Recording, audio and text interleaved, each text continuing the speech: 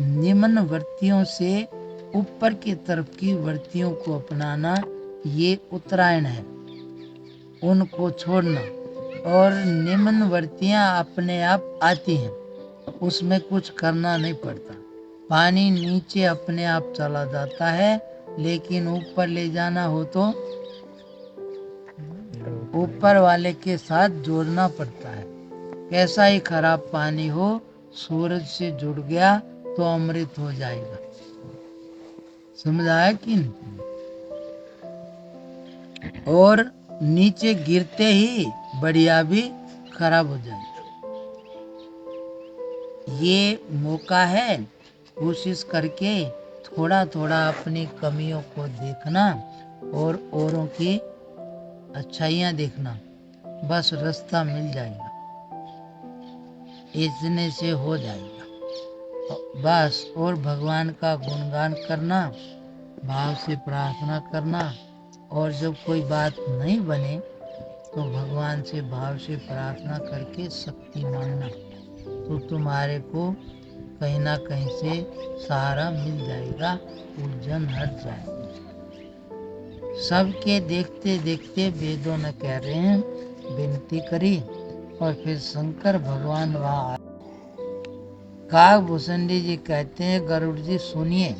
तब शिव जी वहाँ आए जहाँ श्री रघुवीर थे, और गदगद वाणी से स्तुति करने लगे। सबसे जल्दी प्रसन्न कोई किससे होता है? उसके गुणगान से, बस। इसलिए भगवान का गुणगान और अपनी कमी, तो बात जल्दी बन गई, और जो कुछ बन गए तो फिर बात बनेगी, बिगड़ जाए। इसलिए शंकर भगवान ने क्या कहा कि हे राम, हे रमा रमन, लक्ष्मी का अंत कहाँ पर होता है? लक्ष्मीकांत नहीं जानते? शांताकारं भुजगशयनं योगी विद्यान गम्यम वंदे विष्णु भवभयहरम। उसी में सारे लोग ये है, उसमें आता लक्ष्मीकांतम कमल नयन। तो लक्ष्मीकांत आया ना, तो लक्ष्मीकांत का मतलब लक्ष्मीकांत, समझे कि नहीं? लक्ष्मी का अंत, इसको बोलेंगे लक्ष्मीकांत। उमा का अंत, उमाकांत। और तुम्हारा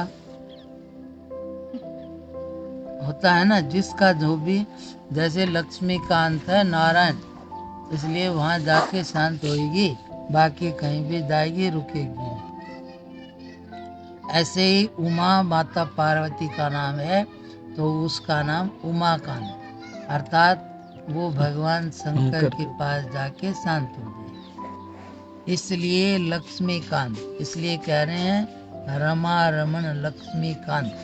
ये लक्ष्मी के पीछे पूरी दुनिया पड़ी है ज्यादा, लेकिन वो कहीं रुकती नहीं, शांति उसको मिलती है नारायण के पास जाने से।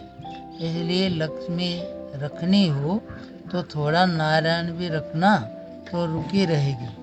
और खाली लक्ष्मी रखोगे तो वो कम रुकेगी, चली जाएगी। इसलिए नारायण की जरूरत पड़ती है। नारायण को बुलाओगे तो क्या होगा? लक्ष्मी जी साथ में आ जाएगी, बुलाने नहीं पड़ेगी। और यदि लक्ष्मी को बुलाया तो नारायण नहीं आएगा, भाई निमंत्रण तेरा ही है, मेरा नहीं किया। लेकिन नारायण का हो तो लक्ष्मी साथ में जा सकती, समझ गए ना? इसलिए कह रहे हैं कि हे रमा रमन, हे जन्म मरण के संताप का नाश करने वाले, आपकी जय हो। आवागमन के भय से व्याकुल इस सेवक की रक्षा कीजिए। हे अवधपति, हे देवताओं के स्वामी, हे रमापति, हे विभो, मैं शरणागत आपसे यही मांगता हूँ कि हे प्रभु, मेरी रक्षा कीजिए।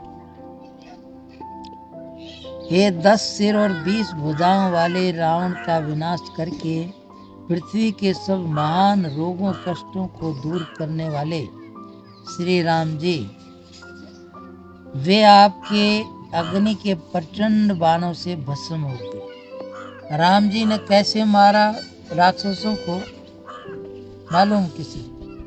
शंकर जी कह रहे हैं राम जी ने नहीं मारा। राम जी, वे राक्षस जो थे वे पतंगे थे और राम जी के बाण अग्नि थे, तो वे उसमें आ करके मर गए। इसमें राम जी क्या करते? पतंगे थे भाई पतंगे हैं, वे आग में चले ही जाते हैं, तो इसलिए कह रहे हैं कि वे पतंगे थे। वे सब आपके बाण रूपी अग्नि के प्रचंड तेज से भस्म हो गए। इसलिए कहते हैं कि अग्नि के प्रचंड तेज से भस्म हो गए। आप पृथ्वी मंडल के अत्यंत सुंदर आभूषण हैं। आप श्रेष्ठ बाण, धनुष और तरकस धारण किए हुए हैं। महान मद, मोह और ममता रूपी रात्रि के अंधकार समूह के नाश करने के लिए आप सूर्य के तेजोमय किरण समूह हैं। कामदेव रूपी भील ने मनुष्य रूपी हिरणों के हृदय में कुभोग रूपी बाण मारकर उन्हें गिरा दिया है। हे नाथ, हे पाप ताप का हरण करने वाले हरे, उसे मारकर विषय रूपी वन में भूले पड़े हुए इन पामर अनाथ जीवों की रक्षा